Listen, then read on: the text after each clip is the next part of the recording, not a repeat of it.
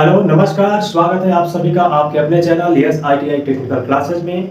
तो आज हम लोग पढ़ने वाले हैं हिंदी में पीडीएफ के सभी महत्वपूर्ण प्रश्नों को। यह क्लास सेकेंड ईयर इलेक्ट्रीशियन के लिए है, जिसमें आपको पढ़ाया जा रहा है सीबीटी एग्जाम में आए हुए सभी प्रश्नों को।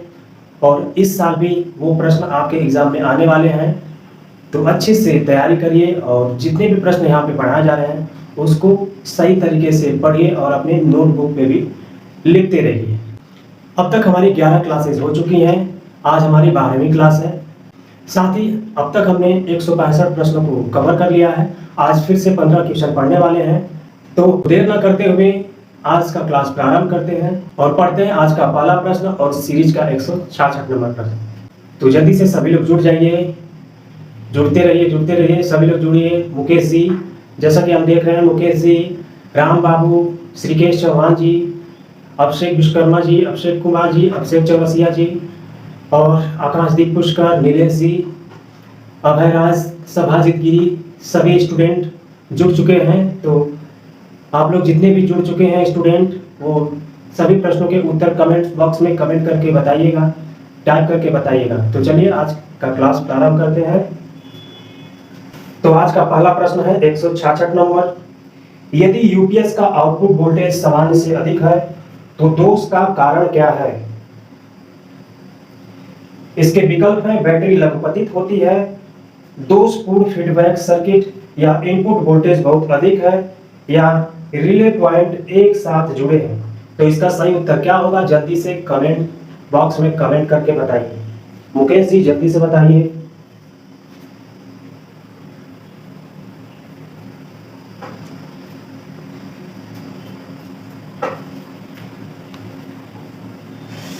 राम बाबू जल्दी से टाइप करिए, सही उत्तर क्या होगा बताइए।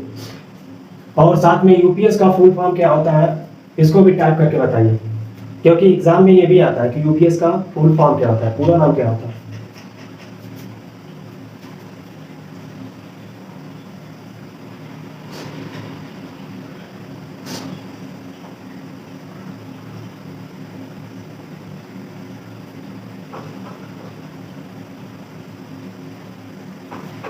तो 166 नंबर का सही उत्तर हो जाएगा ऑप्शन नंबर बी, दोषपूर्ण फीडबैक सर्किट। दोषपूर्ण फीडबैक सर्किट। तो चलिए अगला प्रश्न देखते हैं, प्रश्न संख्या 167 नंबर। प्रश्न है यूपीएस को पूरे लोड के साथ ट्रिप करने का कारण क्या है? मुख्य आपूर्ति विफलता, या गलत लोडिंग सेटिंग, या बैटरी चार्जर इनपुट फ्यूज उड़ गया है, या बैटरी टर्मिनल में ढीला कनेक्शन है। तो इसका सही उत्तर क्या होगा? जल्दी से टाइप करके कमेंट्स बॉक्स में बताइए।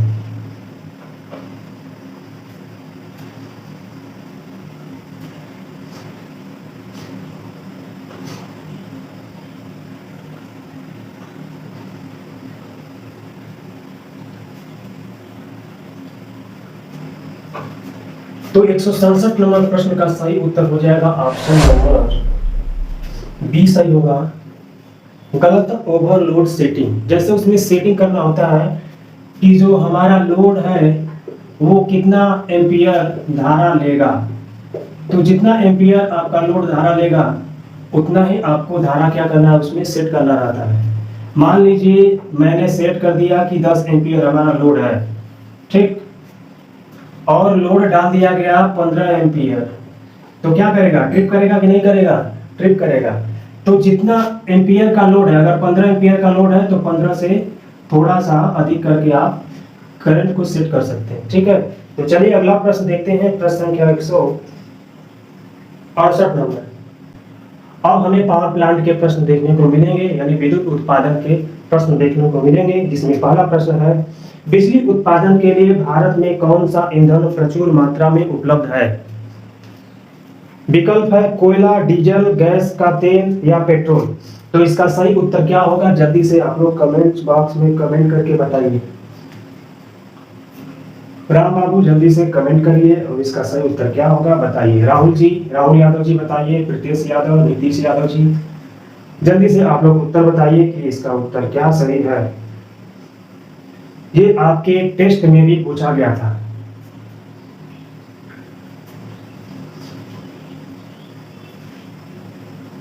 तो 168 नंबर प्रश्न का सही उत्तर हो जाएगा ऑप्शन नंबर ए, कोयला।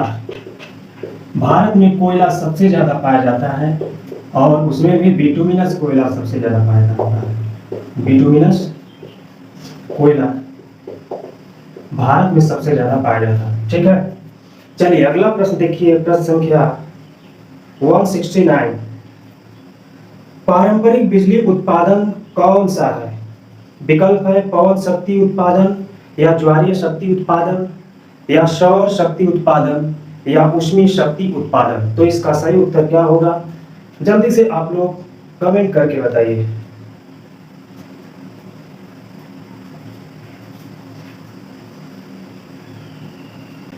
चलिए थ्योरी देखिए, तो विद्युत का जो उत्पादन होता है, विद्युत उत्पादन दो तरह के होते हैं।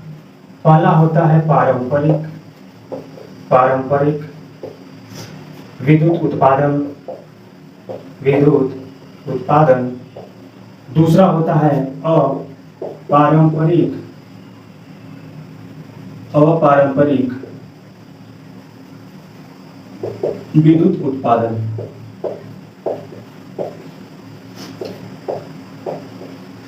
अब पारंपरिक विद्युत उत्पादन में कौन से विद्युत उत्पादन आते हैं? जो पहले से हम जिस माध्यम से बिजली का उत्पादन करते आ रहे हैं वो सारे पारंपरिक में आएंगे। तो पहले से ऊष्मीय शक्ति, इसके बाद आपका हो जाएगा जल शक्ति, इसके बाद आपका हो जाएगा परमाणु शक्ति।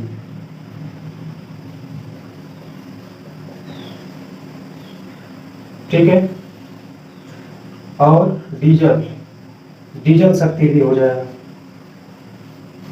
और अपारंपरिक में जिन शक्ति का उत्पादन हम कुछ सालों से कर रहे हैं उनको हम बोलते हैं अपारंपरिक। तो कुछ सालों से किस विद्युत शक्ति का उत्पादन हो रहा है?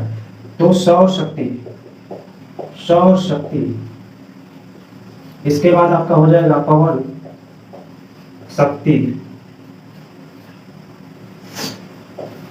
इसके बाद ज्वारीय शक्ति उत्पादन। ठीक है, और तो ये हो गए पारंपरिक में कौन से विद्युत उत्पादन आएंगे? तो ऊष्मीय शक्ति उत्पादन आएगा और जल शक्ति उत्पादन आएगा, परमाणु शक्ति उत्पादन आएगा और डीजल शक्ति उत्पादन आएगा। अपारंपरिक में कौन आएगा? तो विद्युत उत्पादन के अंतर्गत आपका सौर शक्ति उत्पादन आएगा, पवन शक्ति उत्पादन आएगा और ज्वारीय शक्ति उत्पादन आएगा। तो इसका सही उत्तर हो जाएगा ऑप्शन नंबर डी, पारंपरिक पूछ रहा है ना, तो इसका सही उत्तर हो जाएगा ऑप्शन नंबर डी। 169 का सही उत्तर हो जाएगा ऑप्शन नंबर डी, ऊष्मीय शक्ति उत्पादन। चलिए अगला प्रश्न देखिए, प्रश्न संख्या 170 नंबर। सौर सेल में किस सामग्री का उपयोग किया जाता है? विकल्प है सिलिकॉन, तांबा, एंटीमनी, फास्फोरस। तो इसका सही उत्तर क्या होगा, जल्दी से आप लोग कमेंट बॉक्स में कमेंट करके बताइए।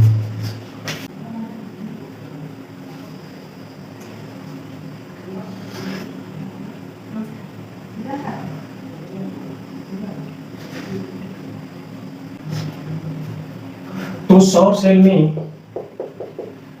सेल के लिए सिलिकॉन यूज करते हैं। कौन सा पदार्थ यूज करते हैं? सिलिकॉन यूज करते हैं। ठीक है, सिलिकॉन किस टाइप का पदार्थ है? तो ये है अर्धचालक पदार्थ। ठीक, तो इसका सही उत्तर हो जाएगा ऑप्शन नंबर ए। 170 नंबर प्रश्न का सही उत्तर हो जाएगा ऑप्शन नंबर ए, सिलिकॉन। चलिए अगला प्रश्न देखिए, प्रश्न संख्या 171 नंबर। परमाणु ऊर्जा स्टेशन में परमाणु विखंडन के लिए प्रयुक्त परमाणु सामग्री का नाम क्या है? विकल्प है सिलिकॉन, थोरियम, एंटीमनी, कैडमियम। तो इसका सही उत्तर क्या होगा, जल्दी से आप लोग कमेंट्स बॉक्स में कमेंट करके बताइए कि इसका उत्तर क्या होगा, सही उत्तर क्या होगा।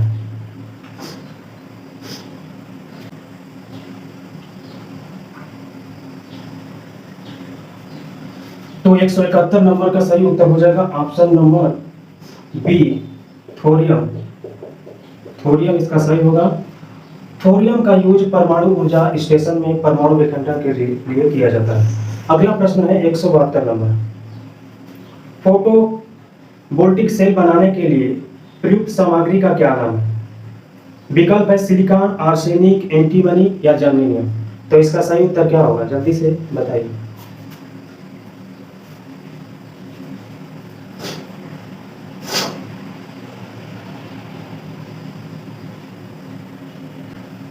तो 172 का सही उत्तर हो जाएगा option number B, arsenic. Arsenic उसका उत्तर सही होगा। अगला प्रश्न देखिए, प्रश्न संख्या 173 नंबर, गैर पारंपरिक ऊर्जा स्रोत कौन से हैं? विकल्प है हवा, पानी, भाप या डीजल। बताइए चारों विकल्प में से सही विकल्प कौन सा है?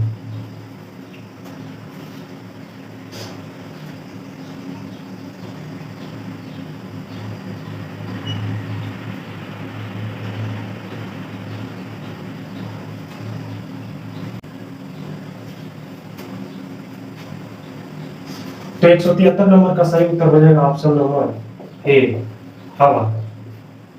अगला प्रश्न देखिए, प्रश्न संख्या 174 नंबर, ऊर्जा का प्राकृतिक स्रोत कौन सा है? सूर्य, गर्मी, कोयला या बायोगैस। तो इसका सही उत्तर क्या होगा, जल्दी से कमेंट करिए। राम बाबू, मुकेश जी कमेंट करिए, नीलेश जी आप भी कमेंट करिए। उत्तर क्या होगा, इसका सही उत्तर क्या होगा, जल्दी से बताइए।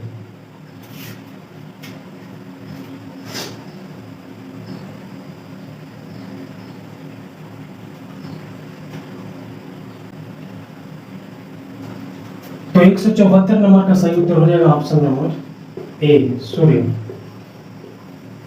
सूर्य क्या है, एक प्राकृतिक स्रोत है जो कभी इसकी ऊर्जा नष्ट न होने वाली है, कभी खत्म नहीं होने वाली है, हमेशा आपको इससे ऊर्जा मिलती रहती है। अगला प्रश्न है 175 नंबर, हाइड्रो इलेक्ट्रिक प्लांट की योजनाबद्ध व्यवस्था के घटक में यक्ष को नाम दें। यानी चित्र आप देख रहे हैं, तो यक्ष से इस चित्र में एक कंपोनेंट्स है उसको प्रदर्शित किया गया है, तो इसका नाम पूछ रहा है। विकल्प है penstock, surge tank, valve house या बिजली घर। तो इसका सही उत्तर क्या होगा?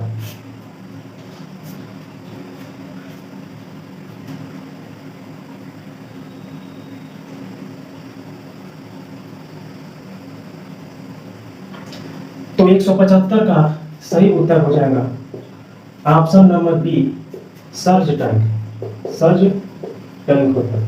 तो सर्ज टैंक एक बहुत बड़ा सा टैंक होता है जो पेनस्टॉक से होकर के जाता है, यहाँ पे कुछ गैप बना रहता है और पेनस्टॉक में जो पानी जाता है, अगर पेनस्टॉक से ज्यादा पानी जाएगा तो ये पानी क्या होगा, सर्ज टैंक में ऊपर चला जाएगा, जिससे जो पेनस्टॉक होगा वो वाटर हैमरिंग से बच जाता है। ठीक है, तो पेनस्टॉक को वाटर हैमरिंग से बचाने के लिए सर्ज टैंक का इस्तेमाल करते हैं। ठीक है, सर्ज टैंक जो होता है वो आरसीसी का बनता है या स्टील का बनाया जाता है। ठीक है, समझ में आ रहा है। और पेनस्टॉक भी आरसीसी या स्टील का बनता है, स्टील का ज्यादातर बनता है। ठीक है ना, चलिए, तो इसका सही उत्तर है सर्ज टैंक। अगला प्रश्न देखिए 176 नंबर, एक गैर पारंपरिक ऊर्जा स्रोत कौन सा है? विकल्प है लिग्नाइट, सूर्य की किरणें, संग्रहित पानी या चूर्णित कोयला। बताइए नॉन कन्वेंशनल एनर्जी कौन सा है? गैर पारंपरिक का मतलब कि जो अभी आप हाल में, मतलब कुछ सालों से आप उस ऊर्जा को यूज कर रहे हैं, इससे पहले वो ऊर्जा तो थी लेकिन आपको ज्ञान नहीं था उसको कैसे यूज करना है, उसको कहते हैं गैर पारंपरिक ऊर्जा।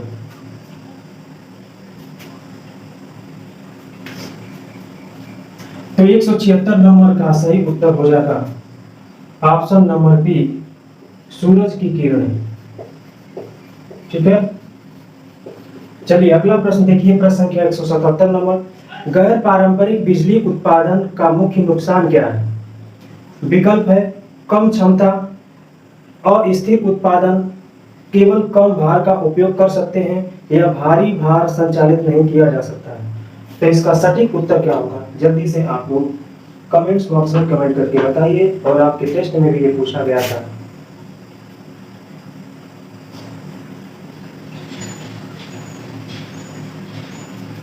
तो 177 नंबर का सही उत्तर हो जाएगा ऑप्शन नंबर ए, कम क्षमता। ठीक है। तो गैर पारंपरिक बिजली उत्पादन कम क्षमता के हैं। ठीक है, चलिए अगला प्रश्न देखिए, प्रश्न संख्या 178 नंबर। कौन से शक्ति उत्पादन में भारी जल के शुद्धि संयंत्र की आवश्यकता होती है? विकल्प है हाइडल बिजली उत्पादन, डीजल बिजली उत्पादन, थर्मल शक्ति उत्पादन या परमाणु शक्ति उत्पादन। तो इसका सही उत्तर क्या होगा, जल्दी से बताइए। देखते हैं आप लोग की तैयारी कितनी बेहतर हो चुकी है। अब एग्जाम होने में कुछ ही महीने रह गए, कुछ ही दिन रह गए, ये मान के चलिए। महीने क्या, 1 या 1.5 महीने हैं आपके एग्जाम।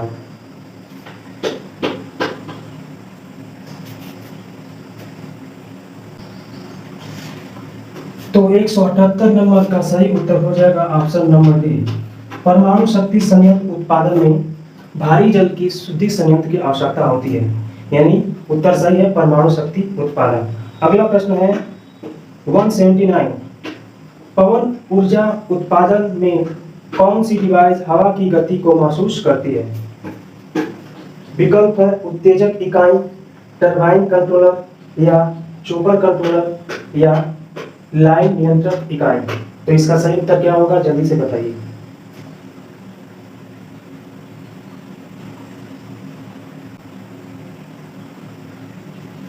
तो 179 का सही उत्तर हो जाएगा option number B, turbine controller. चलिए अगला प्रश्न देखिए, प्रश्न संख्या 180 ऊंचे हेड वाले हाइड्रो इलेक्ट्रिक पावर प्लांट में किस टरबाइन का उपयोग किया जाता है? विकल्प है कपलान टरबाइन, आवेग टरबाइन, फ्रांसिस टरबाइन या प्रतिक्रिया टरबाइन। बताइए। तो ये ऊंचे हेड के लिए पूछ रहा है, यानी हाई हेड के लिए पूछ रहा है। तो इसका सही विकल्प क्या होगा, जल्दी से बताइए।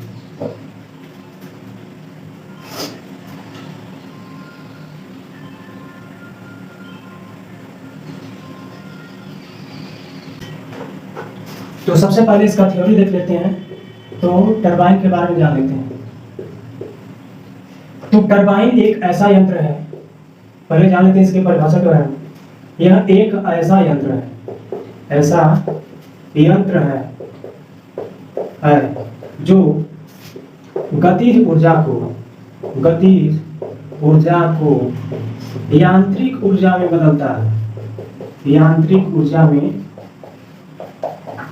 बदलता है। ठीक है। अब टरबाइन कितने प्रकार के होते हैं? तो टरबाइन आपके 2 प्रकार के होते हैं। पहला होता है इंपल्स टरबाइन, इसके बाद होता है आपका रिएक्शन टरबाइन।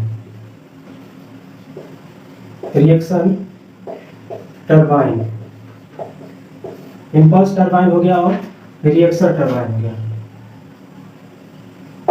ठीक है। अब जो इंपल्स टरबाइन होता है वो एक प्रकार का होता है, जिसे किस नाम से जानते हैं? Pelton wheel turbine. Pelton wheel turbine का यूज निम्न हेड के लिए करते हैं।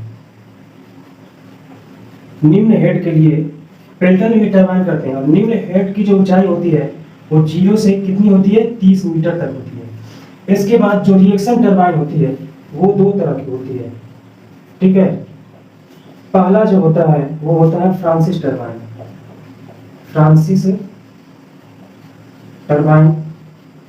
और दूसरा होता है कपलान टरबाइन। ठीक है। तो रिएक्शन टरबाइन 2 तरह की होती है, फ्रांसिस टरबाइन और कपलान टरबाइन। जो फ्रांसिस टरबाइन होती है उसको हम मीडियम